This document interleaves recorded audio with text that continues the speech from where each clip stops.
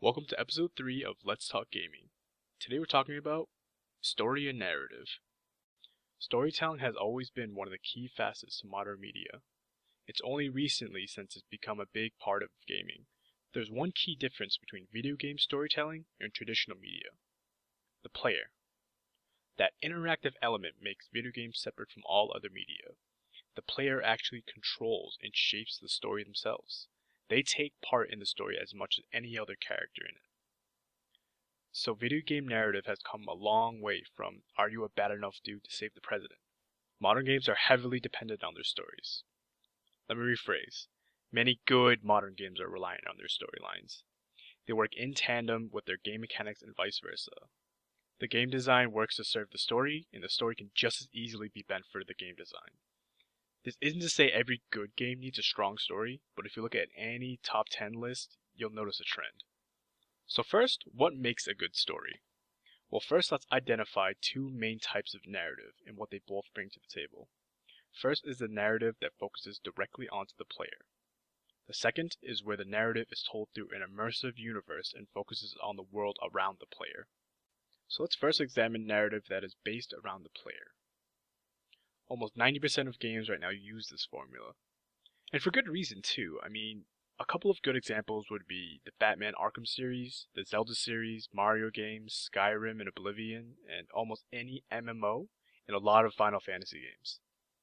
These games make the player the most important thing in their universe. Anything that happens story-wise is directly related to the player and involves them. The narrative revolves around you and nothing happens without you. So what are some of the pros and cons of this approach? This approach is the easiest way to engage your player. It's the most direct path to get them to play your game.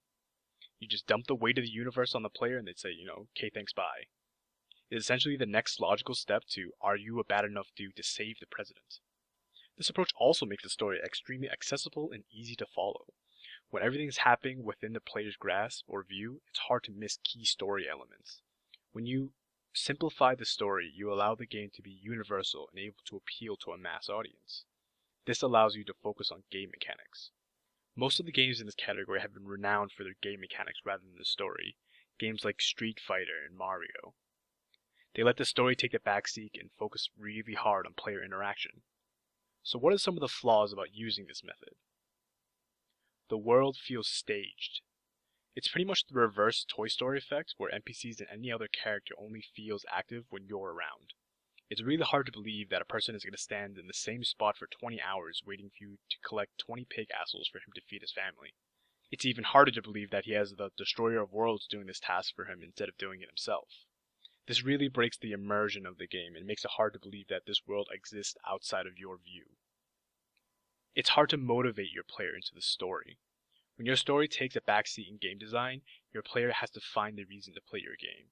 When it's deep and compelling, people scramble at the chance just to turn the page. But when Ganondorf is threatening the destruction of all Hyrule, and you spent 4 days trying to find a goddamn glass bottle, it makes it hard for the story to feel relevant or even important. On the other end of the spectrum, we have games that are focused on the universe, or the world around the player. Some good examples are BioShock, Limbo, Portal, Bastion, and the Kingdom Hearts series. These games feature extensive universes that immerse the player.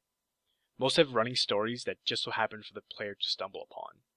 So this actually creates two parallel storylines, one of the actual universe that you're in, and your storyline as the player. Most of these games take subtle approaches to let you know something greater is going on and that you're just a tiny part of it. This approach's greatest asset is the level of depth it adds to your game. It no longer becomes a game from someone to play from start to finish. It becomes another world to explore and discover. Players will wander around in the universe for hours just getting lost in it. That level of immersion keeps players playing for hours. And if you look at almost any top 10 gaming list, you'll see games with this kind of story writing. So there are a couple issues with this style of story. The amount of writing, planning, and storyboarding is immense. In order to immerse a player into a universe, first you need to build a universe. Not only do you need to build a universe, you need to build how the player is going to experience it. You need to include how much of it they are going to experience and from what perspective. This type of story building very quickly becomes a lot more complex than traditional writing. Another thing to note is that there's a good chance that the player will not experience big chunks of your story. When you build a sizable universe, there are going to be large sections of it that are going to be almost untouched and unseen by most. They are necessary for the existence of your universe, but are mostly wasted. Leave them out and the few who find them will have their immersion broken and could possibly make that public and post it on forums and stuff. But it's this kind of subtlety that creates the immersion in the first place and truly places a player into a living and breathing world. So any story can be roughly labeled into either of these categories, but it's not uncommon to see video games actually use both styles.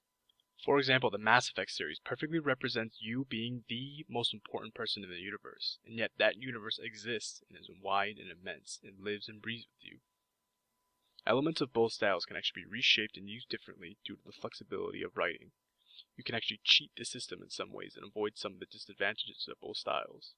For example, The World Ends With You represents a great immersive experience by dropping you into an unknown universe. The developers make it feel big and immense by hiding huge portions of story from you, leaving you confused and wondering, leaving you to explore. The actual story is very contained and only involves a couple of characters. If you throw in a lot of misdirection and confusion, and you have yourself a universe. Both of these approaches have many merits and disadvantages. Player-centric stories are much better suited for mechanic-focused games like fighting games and action-adventure games. It allows you to focus on players that want to game.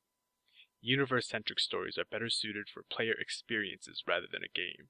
They are the closest to movies in the sense that the emotional impact is just as important as the mental.